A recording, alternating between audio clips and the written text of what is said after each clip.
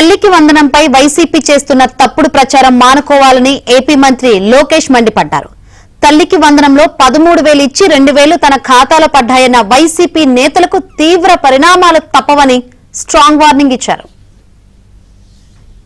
కోరేది ఒకటే, అర్హులు ఎంతమంది ఉన్నా ఇచ్చేదానికి కూటమి ప్రభుత్వం సిద్ధంగా ఉంది. ఒకవేళ మీకు ఈ నిధులు ఇంకా మీ అకౌంట్లో జమ కాకపోతే అంటే ఇంకా ప్రక్రియ జరుగుతుంది.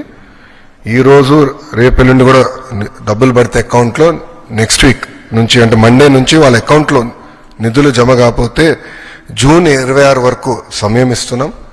మన మిత్ర ద్వారా అంటే వాట్సాప్ ద్వారా కానివ్వండి, లేదంటే GSWSకి వెళ్ళి ఏకంగా ఏమైనా మా దగ్గర ఉన్న డేటాలో పొరపాట్లు ఏమైనా ఉంటే తెలియజేస్తే సరిదిద్దుకుని అర్హులుగా గుర్తించడానికి ప్రభుత్వం సిద్ధంగా ఉంది. 2 లక్షల మంది పిల్లలకే ఆనాడు వాళ్ళ అమ్మ ఒడి ఇస్తాం జరిగింది.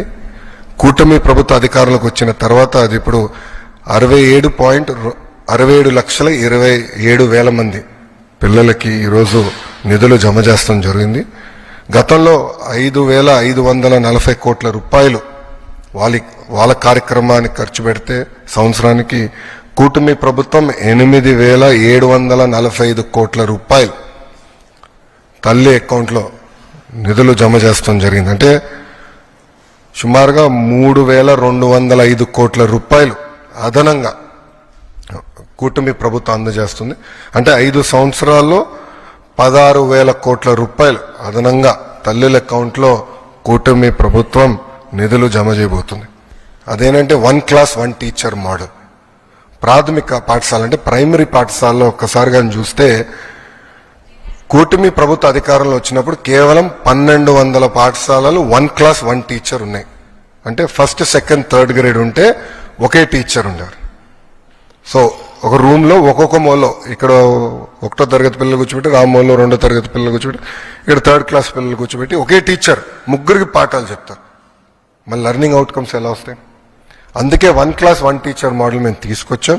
ఈరోజు నేను గర్వంగా చెప్పుకెళ్తున్నా 9,600 పాఠశాలలు 1 క్లాస్ 1 టీచర్ కూటమి ప్రభుత్వం తీసుకొచ్చింది.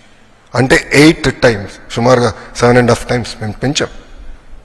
1 క్లాస్ 1 టీచర్ అనేది మా నినాదం. అప్పుడే లెర్నింగ్ అవుట్కమ్స్ అనేది బాగా వస్తుంది. 1,200 పాఠశాలల నుంచి 9,600 పాఠశాలలకి ఇది తీసుకెళ్తాం జరిగింది. ప్రతిపక్షంలో ఉన్న పార్టీ నా పైన తీవ్రమైన ఆరోపణ చేసింది. వాళ్ళు అధికారికంగా ట్వీట్ పెట్టారు.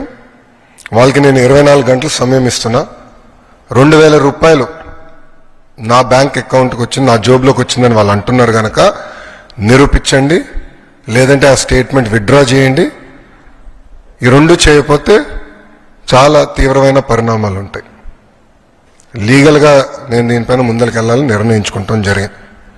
ఎందుకంటే ప్రజలు కూడా ఒకటి గుర్తుపెట్టుకోవాలి, వైకాపా పార్టీ అనేది ఒక అబద్ధాన్ని 100 సార్లు చెప్పి నిజం చేసేదానికి ప్రయత్నించే పార్టీ. 2019 ఎన్నికల్లో కరెక్ట్గా వాళ్ళ సొంత బాబాయిని వాళ్ళే చంపేసి ఏకంగా నింద మా నాయకుడు చంద్రబాబు నాయుడు గారి పైన ఆనాడు వేశారు. మేము ఆనాడు సమర్థవంతంగా తిప్పికొట్టలేకపోయాం కనుకనే ప్రజలు నమ్మారు. కానీ ఇప్పుడు చూడండి, చెల్లెలు చెప్తున్నారు ఏం జరిగిందో.